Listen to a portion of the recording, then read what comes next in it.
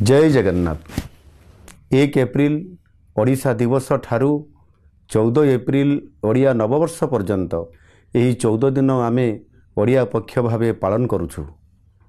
एही पक्षर प्रत्येक मुहूर्त सबु ओडियांक पई स्वाभिमान, संस्कृति, परंपरा और अस्मिता को नहीं प्रेरणार समय हेउ। ओडिया पर्व हेउ आम भाषा, साहित्य, खाद्य, पोशाक, नृत्य, संगीत और संस्कृतिर उत्सव।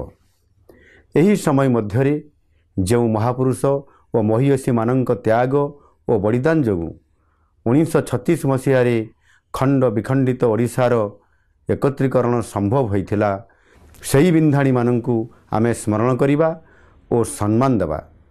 ओडिया नववर्ष एवं महाविश्व संक्रांति हेउ ओडिया भाषा, साहित्य और संस्कृतिर नुआ उद्यम, नुआ संकल्प और विकसित ओडिशार नुआ अवसर।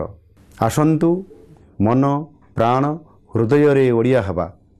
ओडिया भाषा, साहित्य, खाद्य, पोशाक एवं संस्कृति को आम दैनंदिन जीवनर अंश करिबा एवं एक स्वाभिमानी ओडिशा गढ़िबा। आसंतु उत्साह सहित गाँ, सहर और प्रत्येक घरे 1 एप्रिल रु 14 एप्रिल जाए ओडिया पक्ष पालन करिबा। धन्यवाद। वंदे उत्कल जननी।